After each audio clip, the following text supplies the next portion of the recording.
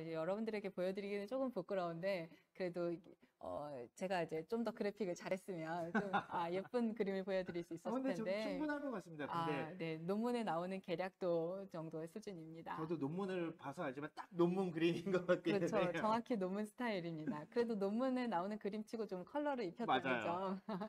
보통은 흑백으로 처리를 하는데요. 이게 약간 색깔을 네. 넣어봤습니다. 그리고 더 가보기 전에 질문들이 조금 들어와서 네. 질문을 한번 보도록 하겠습니다. 좋아요. 달 뒷면은 찍을 수 없나요? 라는 질문이 왔는데, 중요한 질문입니다. 네. 달 뒷면 저희가 찍을 겁니다. 왜냐하면 궤도선이 달 주위를 계속해서 도는데요.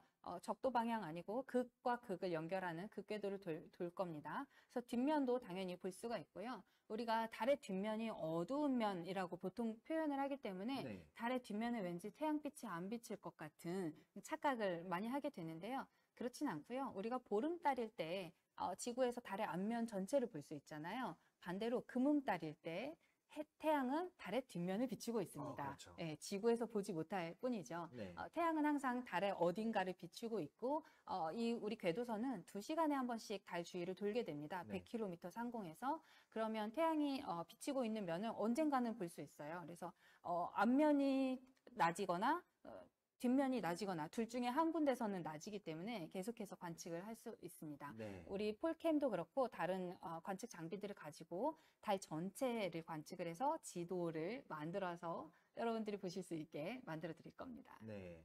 헬륨3가 왜 중요한 것인가요? 이제 자원에 보면은 달에 네, 헬륨3가 많이 맞아요. 있다는 얘기가 이제 전해지고 있고 또 많은 분들이 거기에 대해서 알고 계세요. 그래서 맞아요. 관심들이 되게 많으시더라고요. 네. 헬륨3가 지구에서는 조금 갖기가 어려운 물질인데 태양에서 오는 입자들을 가지고 만들어지는 거거든요. 근데 달에는 뭐 대기도 없고 자기장도 없고 태양에서 오는 입자들이 그대로 계속해서 누적되어 있기 때문에 그리고 또 이제까지 누가 가서 거기에 있는 환경을 파괴하거나 뭐 초목이 자라거나 이러지 않았잖아요. 맞아요. 태양에서 오는 입자들이 그대로 달 표면에 있는 토양이랑 반응을 해서 헬륨3라는 물질이 많이 쌓여 있다고 알려져 있는데요.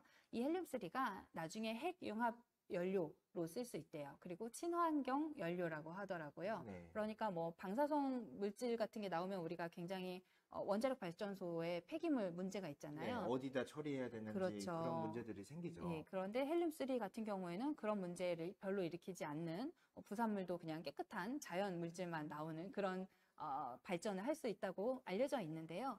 사실은 아직 이게 그 기술이 완벽하지가 않아요. 네. 네, 아직 이제 개발 단계인 수준인 네, 거고 그렇습니다. 이제 먼 미래를 봤을 때 이제 아주 중요한 자원이 될 수 있다. 그렇죠. 이 정도로 얘기를 할 수가 있을 것 같습니다. 네, 맞습니다. 네. 그래도 우리가 천문학자들은 사실 굉장히 긴 시간을 얘기하거든요. 네. 제가 이제 자주 하는 농담 중에 천문학자가 최근에라고 하면은 한 1억 년 전 그렇죠. 정도를 얘기한다. 몇백만 년 단위가 그렇죠. 이제 오차다 보니까 그렇습니다. 네. 예, 그래서 이제 천문학자들이 미래의 자원으로 생각하고 있는 것인데요.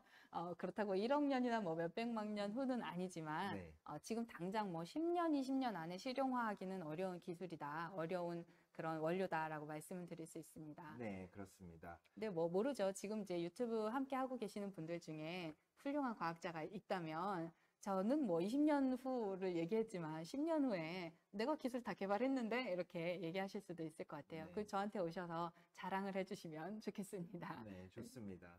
저희가 이제 계속 하는 거고 사실 이 폴캠이 너무 중요한 게 이 폴캠 그러니까 편광으로 달 표면을 측정을 해본 적이 아직까지 한 번도 없죠. 네.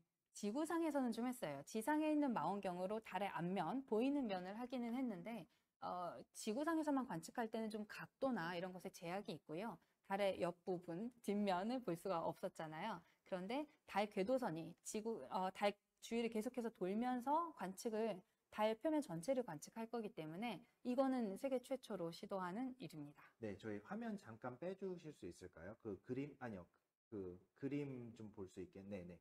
그 왼쪽에 보면은 위아래로 지금 양옆으로 볼 수 있게 돼 있는 거잖아요. 네, 양옆을 보면서 지나가는 겁니다. 그러니까 저 가운데는 관측이 안 되는 거냐라고 말씀을 하시는 분들이 그럴 수 있는데, 있는데요. 네. 예, 이 탐사선은 계속해서 똑같은 궤도를 돌고 있는데요. 한 평면 안에서 돌고 있지만 달이 자전을 하고 있어요. 그래서 탐사선이 계속해서 그냥 원을 그리면서 돌고 있는데 달이 알아서 자전을 하면서 조금씩 조금씩 옆을 보게 됩니다. 네. 그래서 지금 저희 그림에서 보여드리는 카메라의 시야가 아주 잘 계산을 해서 그 시야를 관측한 다음에 그 다음 한 바퀴 돌아서 왔을 때에는 바로 옆에 아주 살짝만 겹치면서 바로 옆을 빈틈없이 관측할 수 있게 설계를 했습니다. 네, 기본적으로 생각하셨을 때 딱 한 번에는 이제 이렇게 공간이 비워두고 양쪽을 측정할지 모른다고 하지만 맞아요. 저희가 1년 넘게 관측을 하지 않겠습니까? 맞습니다. 결국에는 달의 모든 표면을 관측을 하게 됩니다. 네, 맞아요. 그래서 평광 지도, 달 전체의 평광 지도를 만들자 이런 계획을 세우고 있습니다. 또 나사에서 실은 장비가 있지 않겠습니까? 네, 나사에서 섀도우캠이라는 카메라를 준비했는데요.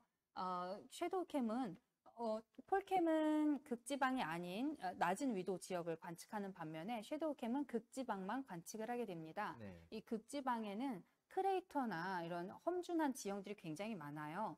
크레이터가 뭐 큰 것들은 수 킬로미터 이상의 깊이를 갖거든요. 네. 그러니까 1km짜리 산이 있는 것과 다름이 없는데요. 이런 크레이터들로 가득 차 있어서 아주 험준한 지형이고 어딘가는 1년 내내 햇빛이 들지 않는 그런 지역들이 있습니다. 네. 이 크레이터 안에 움푹 파여 있기 때문에 1년 내내 해가 그 크레이터의 가장자리 부분만 볼 수 있고 가장자리에만 해가 들고 안쪽에는 해가 들지 않아요. 그렇죠. 네. 그림자 때문에 계속. 네, 계속해서 그림자가 져 있다는 겁니다. 이런 지역들을 이제 영구 음영 지역이라고 저희가 부르는데 하루 종일 해가 들지 않았다는 것은 한 달 내내 해가 들지 않는다는 거고 달은 별로 이렇게 자전축이 많이 기울어져 있지 네. 않거든요. 한 달 내내 해가 안 들면 1년 내내 그리고 해가 안 된다는 예, 거죠. 수억 년 동안 수십억 년 동안 계속해서 해가 들지 않아 왔다는 뜻이거든요. 네. 그렇다면 우주 공간에서는 뭐 얼음이나 이런 것이 표면에 노출이 되면 바로 승화돼 버려요. 네. 다 우주로 날아가 버리는데 아직 해가 들지 않았기 때문에 얘가 승화될 기회가 별로 없었던 거죠. 네. 그래서 아마도 그 안에 있는 얼음이 남아 있을 거라고 기대를 하고 있습니다. 네.